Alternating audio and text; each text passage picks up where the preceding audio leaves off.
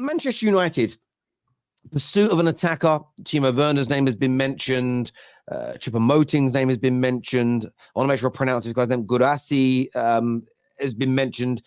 What's the latest there? Boniface, what is the latest there in terms of Man United striker pursuit, in your opinion, Ben? Not much update. Just on Dragusin, by the way, you're absolutely right in what you say, that Genoa predominantly play this 3-5-2 formation, but he can play anywhere within that. I've watched games where he's been in the center of a back three. I've seen him move to the left. I've seen him move to the right.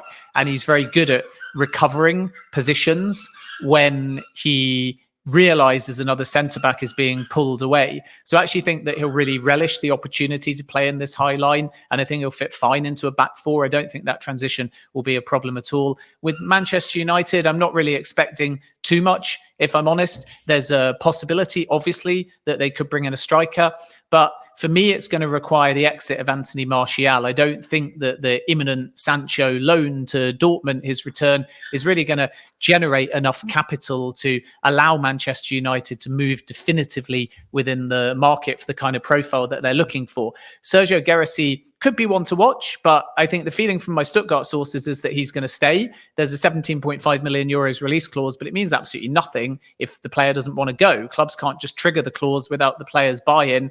And because he's at the Africa Cup of Nations, I think it's going to be quite tricky in this instance to persuade the player to move. And because of AFCON and also the Asian Cup, this is maybe why with many of the players that are being spoken of as potentials, we are seeing a lull in the market, because much like a Euros in the summer, players don't really want to handle going away on international duty, coming back and moving. They also know that they need rest, so they can't really integrate, and it's mid-season. So it's really challenging to get a player like that. But there is ultimately the release clause. And if Manchester United can find the funds, they might try their luck. I know that Newcastle have considered Guirassy as well, but both of these clubs have to find the 17.5 million euros or somewhere around that if they choose not to try and trigger the clause. And at the moment, I don't think Manchester United have got that kind of capital.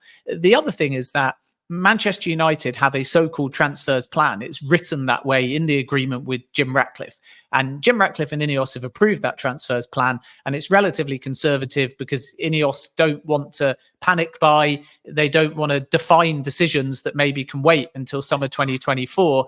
And they also want to build their recruitment team first before making any major decisions. And with Rasmus Højlund being the young striker, we know they need experience and potentially some proven Premier League quality. So unless the right stopgap emerges, I think we're going to get into a situation where maybe Manchester United wait.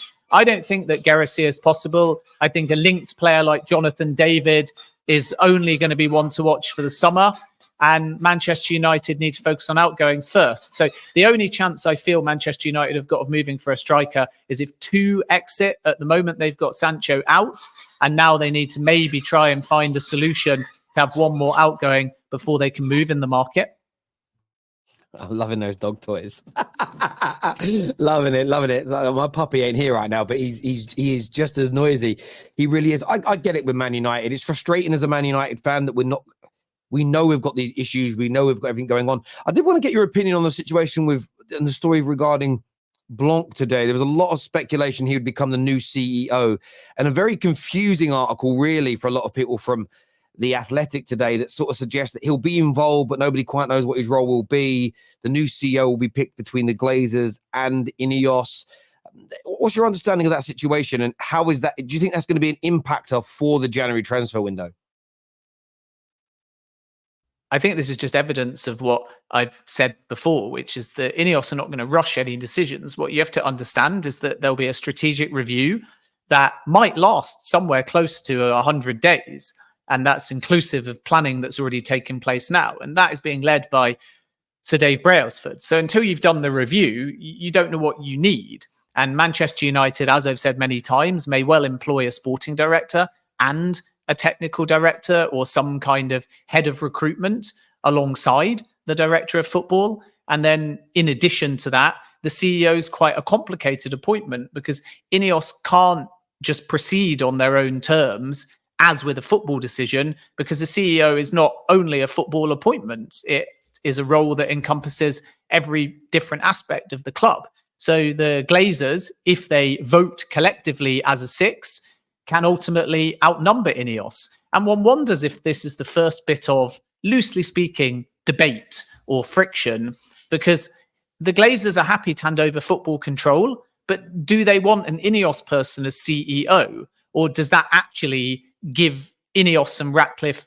too much control? And it's all very well saying that the Glazers can vote as a 6, but not everything goes at board level and is based on voting power. So if your CEO is an INEOS person, then it bridges the gap between football and commercial and football and brand. But maybe the Glazers feel a bit threatened by that. So I think that Jean-Claude Blanc will be involved, and there's still a very realistic chance that he is going to be the CEO of the football club. But it might also be more like a kind of Bedad Eghbali role, whereby Eghbali doesn't really carry a title like Todd Boehly does as chairman, but he holds all of the power. And why? Because he's kind of day-to-day at the club, but he's representing the majority owner. And there's a very realistic possibility that that is what happens with Jean-Claude Blanc. The title is not important. The point is that he represents the majority owner. And in doing so, he becomes a highly significant member. We know that he's on one of the 2 boards, and we know that Brailsford will be heavily involved as well. The other thing that INEOS need to think about in all of this, which is, I think, an underrated point, is that there is still the question mark over Nice, and there will be scrutiny even if the rules are relaxed.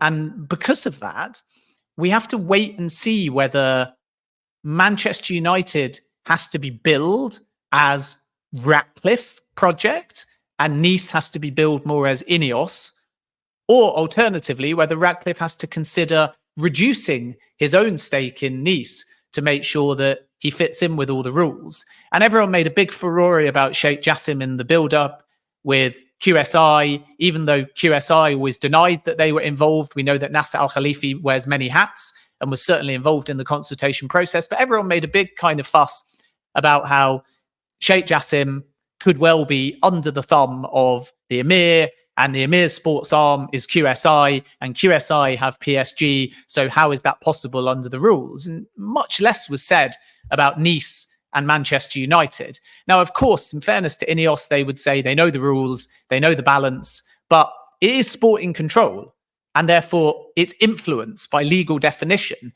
And Nice is ownership and influenced by legal definition. And Nice are challenging for Champions League, and Manchester United's aim is Champions League. So there's a lot to be resolved. And it may well be, in terms of who is given a title, that Manchester United and INEOS have to be wary of that, to make sure that structurally and legally they stay within the rules. So my information is still that there is a very realistic possibility that Jean-Claude Blanc could be the CEO of Manchester United, but titles are not important. You may remember that Joe Shields, Lawrence Stewart and Paul Winstanley all came into Chelsea with different titles to they have now.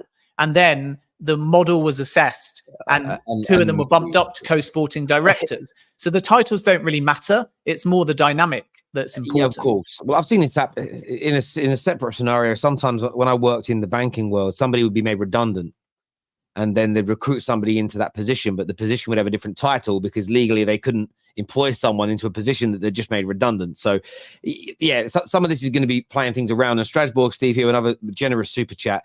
He says, I think with the Man United and Nice situation, it will be treated like AC Milan and Toulouse, who both played in European competitions. Thank you there, Steve. I appreciate that super chat. Any questions about Man United, feel free to